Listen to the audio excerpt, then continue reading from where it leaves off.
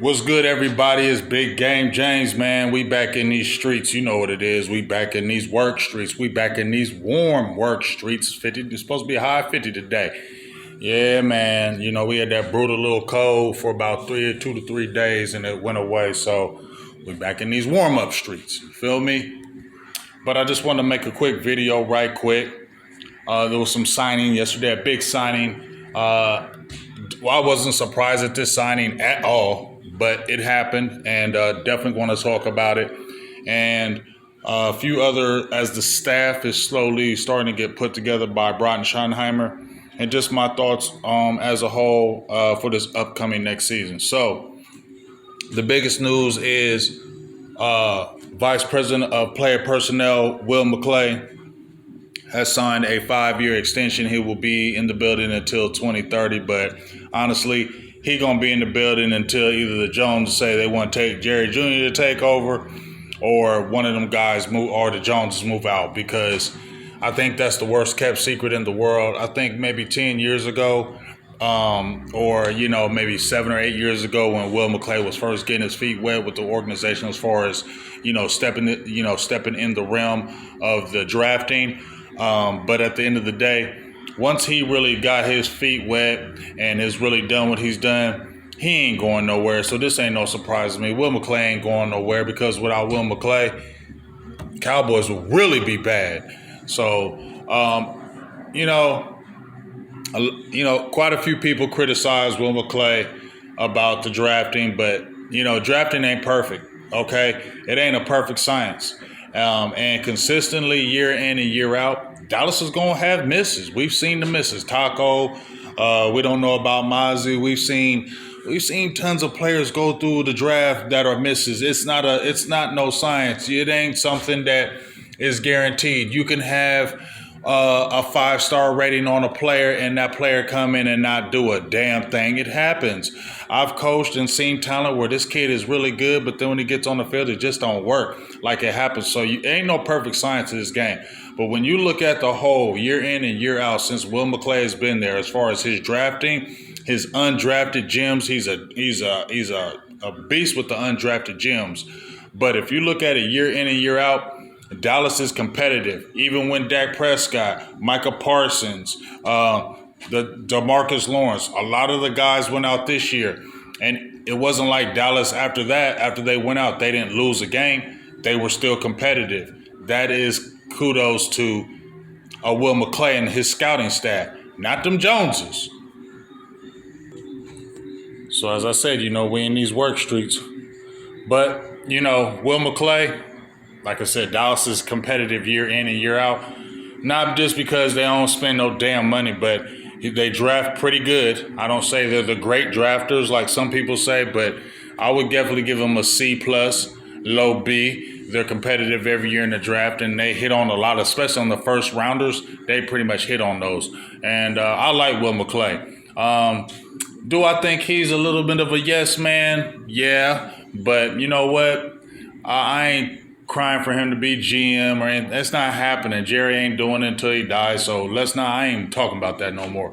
The place is in set. That's the way it's going to stay. It ain't never changing. Will McClay is happy where he's at. They happy with what he's do. Let's just keep it rolling. And long as he's in the building, Dallas will be competitive, because that man really does find good talent, drafted and undrafted. So, and free agent. So I'm glad he's back as far as that aspect. In the Cowboys realm, because without him, this stuff would be real bad.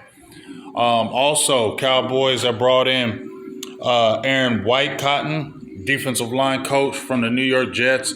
A lot of people are praising him. I don't know too much about him, but I do know Will McDonald, who I liked out of Iowa State. He's come back and had a good year sack-wise. Jermaine Johnson, I think he's a good player from Florida State. But Will McDonald came on last year, had like 10.5 sacks after basically doing nothing his first year. I got to say, Whitecotton has been the forefront of that. And then also Carl Lawson was over there, and he had glowing reviews about Carl Lawson, and you saw what Carl Lawson did in a short amount of time here at Dallas. It's almost to me like the Dante Fowler signing, how he came in, really didn't get a lot of time in the beginning, but really started making headway when the injuries came, and he really showed his talent, because Carl Lawson has always had talent. His problem is just his health. If he if he was staying healthy, he'd be a top defensive end rusher, pass rusher, for real. And he said he wants to come back, and I think the Cowboys should bring him back on a Dante Fowler type contract, have the way they did him. But White Cotton has been pretty instrumental on the defensive line, so we'll see what happens with that. Also, special teams coach Nick Sorensen came. He was the defensive coordinator, I believe, of San Francisco, and special teams coordinator with Jacksonville Jaguars. Wasn't the great over there with Jacksonville. Probably was one of the worst. Defense. I know the people over there in San Francisco was a little complaining about that defense and how it was. They really wanted a change right there. So I don't know what Nick Sorensen is going to be on the special teams, but you got a really good punter and Brian Anger. You got. We know about our kicker. I don't remember kickers' names, dog. I'm gonna keep it real. I don't be paying attention to no kicker's name, but we got one of the best. Dallas has got one of the best, we'll see what happens there. And then Matt Eberflus, former head coach of the Chicago Bears, coming back in the fold. Was with the Cowboys from 2011, I think, to like 2017. Went over to the Colts and did his thing and was the head coach with the Bears. I personally I think he was the linebackers coach here, was in waiting. I personally wanted him to take over for Rod. I wanted Rod to remove himself. Just felt like Rod had run his time. But we saw what was happening, and basically, he said he didn't want to step on Rod's toes, wanted his own thing, went over to Indianapolis. Dallas had that win streak in 2018. I think there was on like a 6 or 7 game win streak after they had Amari Cooper. And Dallas went into Indianapolis. Team was defensive coordinator, and they kicked Dallas's ass. Now, he's not a blitz-heavy guy, which I like the blitz. I like how Dan Quinn blitzed. I like how Mike Zimmer blitzed. So we'll see how Eberflus does it. I liked Eberflus when he was here. We'll see how his defense goes. It's going to be key. A lot of people are talking about he needs to get a hold of Michael Parsons, have that conversation with him, because Michael flourished under Quinn. He flourished under Zimmer, but he's a all-world type player. So I believe he's just going to flourish regardless. But you just have to be a smart enough coordinator to see what he brings to the table and use that to make the whole defense better, because he makes the whole defense better. So you just really can't keep him in one spot. You got to continue to move him around. And like they said, let him be the chess piece. So we'll see what happens with Eberflus. I knew he was coming back in the building. I knew he was going to get signed back here. I just know the Cowboys, as soon as he got fired from the Bears, I knew instantly he was coming back here. So I already called that signing number one, because like I said, Jared can say what he wants, but he does like going with stuff that's more familiar. Even when he said, people act like I can't jump out the box. Yeah, we believe you. I believe you can jump out the box. I do. But you will go with stuff that's more familiar because you're more comfortable and you trust that more. You trust a more Eberflus when you're 82 more than somebody on the outside who you don't know. So you can't fool me with that one, Jerry. Okay. So that's just my quick thoughts on it. And this year, Senior Bowl, wasn't able to do what I wanted to with the Senior Bowl this season. Just a lot of things going on. But I'll be honest with you. I had to take care of things down here. But I'll just be honest with you.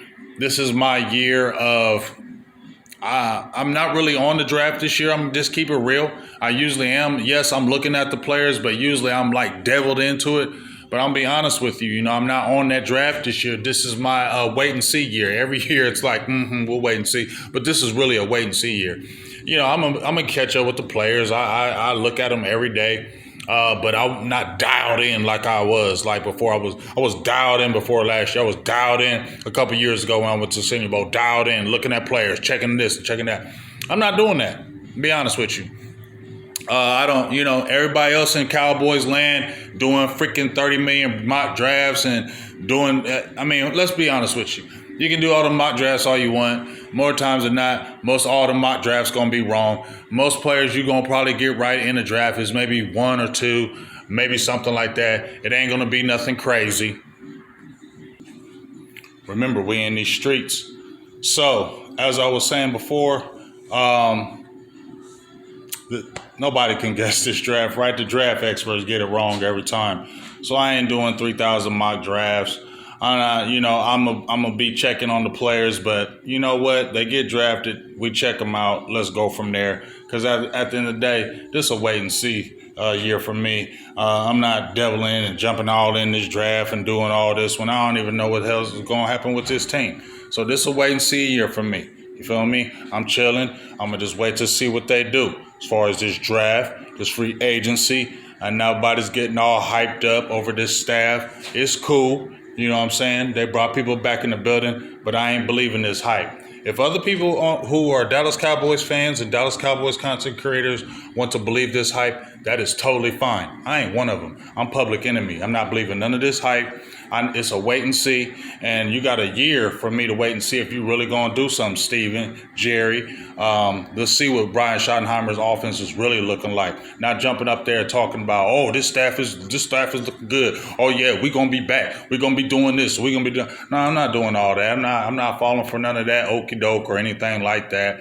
Let's just see what happens. Let's see what happens in this draft. Let's see if you do anything in free agency, and let's go for there. Because I've seen this damn same song before, all around the world, same song. Yeah, I'm not going for all that. You feel me? I'm not drinking no Kool Aid at all, not going for any of that. So it's a wait and see year for me. So let's wait and see. If they bring it next year, 2026, then I'll be back on it. Like draft, all that, like devil into it. I might be back to my old self. But it's up to the Cowboys front office to bring me back. You feel me? It's up to the Joneses to bring me. Not saying I'm anybody, but it's up to them to bring me back in. Because I'm out. I'm on the outside looking in, just watching y'all. And if I see the same thing y'all been doing, and I'm going to pay so much close attention to that, I ain't falling for the okie doke, and I ain't going to jump in like, oh, it's going to change. Now, you'll know the change. We will all know the change. And when we see the change, we will change accordingly. But until that change happens with them, I ain't changing my pessimistic content creating. There you go. Big Game James. I'm out. Peace.